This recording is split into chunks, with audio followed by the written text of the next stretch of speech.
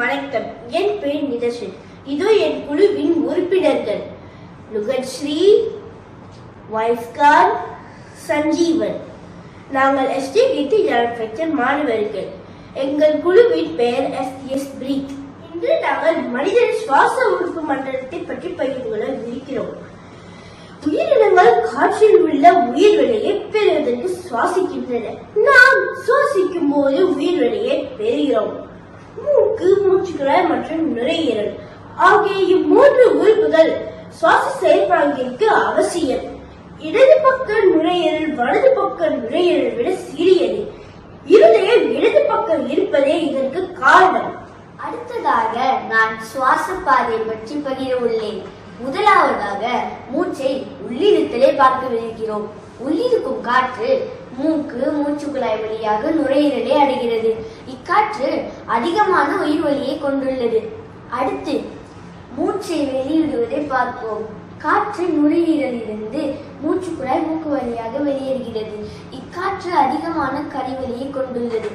அடுத்து நுரையீரல் உள்ளே சென்ற உயிர்வலி இரத்த நாளத்திற்கு செல்கிறது. இரத்தத்தில் உயிர்வலி கலந்து மூளைக்கும் மற்ற பாகங்களுக்கும் செல்கிறது. கழிவலி மீண்டும் நுரையீரலிலிருந்து மூச்சுக்குழாய் வழியாக வெளியேறுகிறது.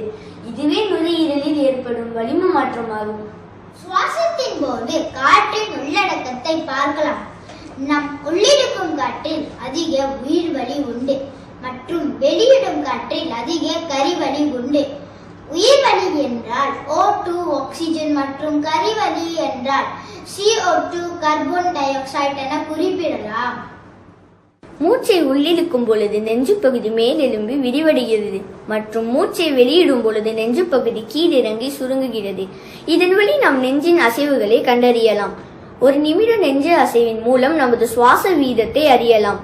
மேற்கொள்ளும் நடவடிக்கைகளின் விரைவுத்தன்மை அல்லது கடினத்தன்மைக்கு ஏற்ப சுவாசத்தின் வீதம் மாறுபடுகிறது. உதாரணத்திற்கு ஒருவர் உடற்பயிற்சி மேற்கொள்ளும் போது நிமிடத்திற்கு ஏறக்குறைய 35 to 45 முறை சுவாசிக்கிறார்.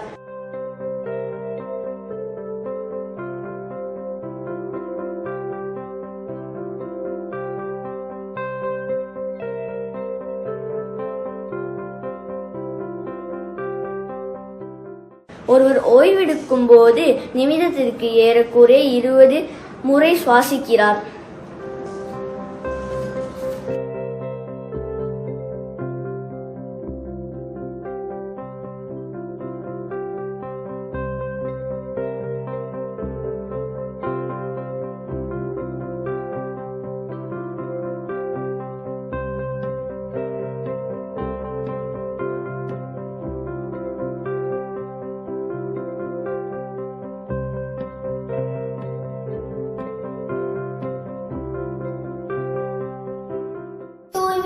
சுற்றுப்புறத்தில் உள்ள காற்று மனிதனின் சுவாசத்திற்கு துணை செய்கிறது.